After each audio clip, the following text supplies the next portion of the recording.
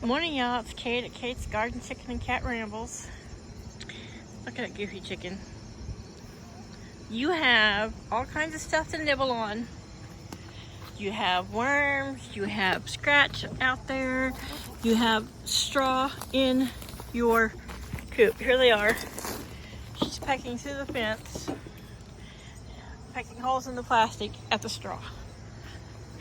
Goofy chickens. What are y'all doing? You guys need to be in there laying some eggs. So, today is going to be quite cool. It's already quite cool this morning. Starting tomorrow afternoon, we will probably be getting some rain for the next 4 or 5 days from Ian. Probably not a lot, but we'll be getting some. I thought we'd take a peek at the garden today. Today I had to officially use stepladder to harvest okra up there. It felt like I was going to pull it down if I bent it too far. So, anyhow, let's see here. Kale. I've thinned them out some. I may go ahead and thin them out more. Butter crunch lettuce. I thinned them out. I'll probably thin them out a little bit more. Let those get a little bit bigger. The ones I've thinned out, I have fed to the chickens. They're like, we like this. None are growing in this little spot. But we'll see if any of those little sprouts end up being lettuce. So, lettuces are doing well. Green beans on this side here are doing well. I have several over here, but something's eating the leaves off of them. Something's been coming through, and I thinned out the broccoli today. There's broccoli, more broccoli. But I have decided that the rest of these little pods that I've left on the okra, from here on out, I'm not going to harvest anymore for eating. I'm going to let them just grow big and huge until they all dry out, and then I can harvest the seed. So, no one around me has gardens, and rarely do people down here even grow okra. So, I know that there's been no cross-pollination on my okra plants. So, once I've harvested the seeds at the end of, once they all dry out, probably the next month or so, I'll probably have quite a few seeds. So if there's any of my subscribers out there, or friends or family, whoever's seeing this, who would like some red burgundy okra seeds, very prolific, a quality seed, okra that came from Haas Tools, and would like a few okra seeds without spending the big bucks on them, let me know. And I'll send some out this fall, winter, with instructions on how to store it. And you guys can go on your own burgundy okra adventure next summer for any of you gardeners out there. And like, as much as I've gotten this year, even if someone just had 4 or 5 plants, even if you know your body doesn't allow you to bend over and do a lot of major gardening, trust me, you do all this standing up. But look at the size of the bottom of these. You know, here's my foot. Oops. And it's like a tree trunk. They're huge. So this one's even bigger. I guess I'm gonna have to have Paul want to help me pull these up, cut these down this fall. But yeah, there's a lot of little pods and blooms still, bloom pods which are gonna bloom. So I think I'm gonna have a lot of seed this year. So like I said, I'll share that with anybody who's interested. There's my garden kitty. Hey, Chaos. What you doing, Mither? Your nose is looking better. Yeah, just when you're in the coop, be careful, because when your nose is red, the chickens try to peck at it. Chickens like the color red. They think it's a berry. And then it bleeds again. And he gets this, I think he got it from just scrapping around and being an outdoor kitty. And of course, you know, cats don't typically use their paw or their hand to go into rooms or push things aside. They just use their head. Yeah.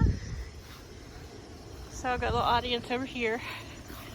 Paul said when he got home this morning, he dropped that bale of hay initially on the other side of the run, and they all ran to this other side of the yard. He scared them to death, but now they're over here eating the little tops of the grass. I had threatened to come back out and go ahead and weed eat this down, and then Paul agreed that we'll just leave it. We will just leave it for the girls to eat. Killed some watermelon last night. And see, that side of the yard, or that 2/3 of the yard over there, it's not real tall, but there's a few tall places, but not much. They've kept it pretty, a lot lower. It's got a lot more clover. But they're enjoying it. Oops, sorry. You go, Luna. Eat your fiber. Go in there and eat that layer layer crumbles. Come on, we need some eggs. They're like, Mom, you sound like a broken record. Stop harassing us. Laddie, you're just so pretty. I know you're not going to lay any eggs. You're going to be the fertilizer dude. And we're going to hatch some little blue eggs next spring. I know, you're going to have beautiful little babies. Yeah, you and Miss Brahma Blue there. So that's some garden and some chickens and some cats and me rambling. So I got that bale of straw because I am going to pull flakes of straw out, pull it apart, and I'm going to use it to stuff in the bottom portion of these pallets. That this is the north side that I'm standing on, and around the west I think I'm going to put in a temporary little wall, but for insulation, that'll help keep them warmer. I'll probably stuff the whole pallet with some straw just as insulation. Paul has some more OSB he's supposed to be picking up, but I'm going to use that smaller piece of wood there, and I'm going to nail it up here because I really should have put some more of an awning, more of an overhang on this side. That way I can use some tarp, and I'm going to fold it over, and I'm going to use a staple gun and staple it. So it will staple it from top to bottom. That way it can't blow off, and it will prevent drafts coming in from this northwest shingle. But yeah, I'm going to stuff this other pallet. I'm going to, that long board is it's probably 8 feet or more, and I'm going to cut it as the pieces that will fit in between the two by 4 on the roof.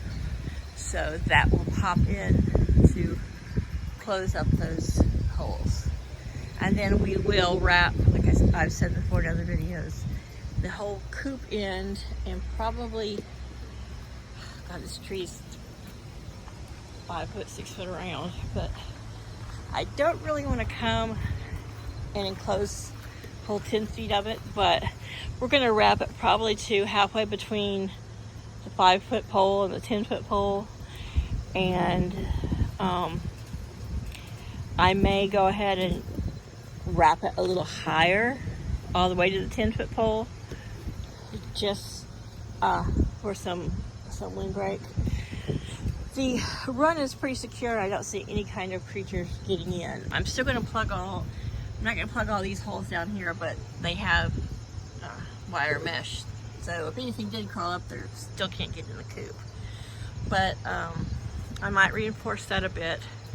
We haven't had to deal with any kind of issues with predators, but we've also, it hasn't been cold. It hasn't got to the desperate season. So we are going to enclose, so no drafts and no air can get in the coop. The only place that will be open for ventilation is going to be above that board there that the door hangs from. And it's not going to be prone to drafts, but it will allow humidity and some airflow so that we don't have to deal with condensation. And we'll keep a close eye on that, but I'm gonna use the straw as insulation. I did rake bush all of it out from underneath there, but of course, you know, I piled it up to the side because it was a really windy day and I didn't have a mask on and I didn't really want to haul it out, and they have spread some more back down in there. So as far as the door to the coop wall here, just need to tack up some of that vinyl and move their ramp over, which I don't really have to move the ramp over, but we'll see. I've tossed around just making a bit of an entrance, almost like a, you know how some cottages, you see more in England, you don't see them much here, but they have an entryway. They have their front door, then there's like a 4x4 little entryway. You know, some people use it like a mudroom, but then they have the main door into their home. But I may do something similar to that with a little peaked roof, so, and let it stick out about, you know, 6 inches over the ramp, so that they can go up under it and into the coop. But when it gets, you know, really bad weather, it's not going to really allow wind to get in. We'll see. Then again, I might just frame a little door that, you know, I can hook to a little pulley thing, and so I don't have to go in to open that. But I do like the idea of an automatic door, so, you know, when the sun's up, it'll open, and then they can come out here into the run. Even if we're having a nor'easter, you know, or really bad inclement weather, they can be out here, access to food and drink, and then go right back into their coop. And I don't have to come out here and brave, you know, any kind of inclement weather, which we don't get a lot. Their grub box blew down. And to just let them out in the morning. Then when I'm up and about, and if I deem it okay, you know, what do you guys got? Yeah, I'll bring you some fresh water. Not that's really dirty, but Laddie-Roo, because of his little crooked beak, when he drinks, then he eats, and then he gets food stuck to his little face, and then he goes, he gets a drink, and then dirties up the water. But anyhow, let's secure this up here. I'll just put another bungee around it. I've got tons of bungees just to keep it from blowing. We don't typically have wind coming this direction because, as you can tell by the sun, it's easterly. But with any kind of thing coming tropical, it will zip around the house, and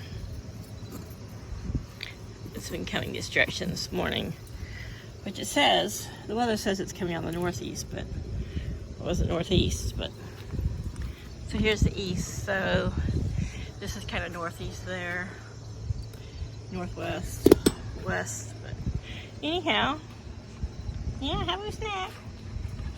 That's kind of the plan. And I may on this northeast side over here extend the vinyl tarp all the way to that 10-foot pole. This is 15 feet long. That way there is a really good windbreak. And they can run around out here, but they won't, you know, they're going to feel the wind, and they're going to get weather, and they'll get probably some snow in there, and but with the larger overhang, I think they're going to be just fine. Yeah, they'll be good. And then, you know, I've still got some time to figure out the door. And the more I think about it, I may just build something inexpensive to my OSB and just call it a door. We'll see. We'll see how it goes. I might get around to budgeting in an automatic door, and I may just get an aftermarket one, you know, a $99 one that'll work just fine. You know, I'm not real worried about it. Oh, there's a siren. Yeah, there's a siren. I scared you guys. Oh no, they're coming to get you. What did my mom used to say to us when we were kids? It's the paddy wagon. They're coming over here and take you away. But yeah, this run is plenty for these 6 big birds. I don't see myself adding any more until next spring. You never know, someone's desperate and has to get rid of some hens, and I just can't resist. But to add new chickens, I would have to separate them from these girls, you know, keep them close, but you know, go several days to a week, quarantine, and then introduce them to the flock. And I just really don't want to do that with the stress of the winter coming, so we shall see. Like, you know, we don't get a lot of winter, but you know, this last year has been some of the craziest weather around the whole country, so gosh knows what we're going to be getting. Anywho, that's enough of Kate's garden chicken and cat rambles. And we looked at the garden. Let's say bye, Chaos. Can you say bye? Do you want to go in there with the chickens? You want to go in? Nope. He's probably going to, I predict, sit up here on top of that straw for the day. And I've got to devise his permanent bed before we start getting the rain. So later today I'll be bringing that pallet over. I'm going to lean it up against this and put a tarp over it so he's got kind of that same kind of a shape of a lean-to to keep him out of the wind and the rain. Because he doesn't want to get on the porches. He can come into the front porch where he has a heated bed. He doesn't want that. He likes to be out here. There you go, it's flat. You can lay up there if you want. Which he probably will. I bet your money I'll look out here and he'll be napping up there. And the chickens will all be sitting on their little walkway there watching him. So okay, y'all, you guys have a great Thursday afternoon. My thoughts and prayers to anyone who's suffering damage and loss because of Hurricane Ian down in Florida. I have a niece in Florida, but luckily she's in Pompano Beach. So she's got rain and weather, but nothing devastating. Wishing you all have a great weekend. Like, subscribe, and share. Love y'all. Bye. Say bye, Laddie Roo. Say bye.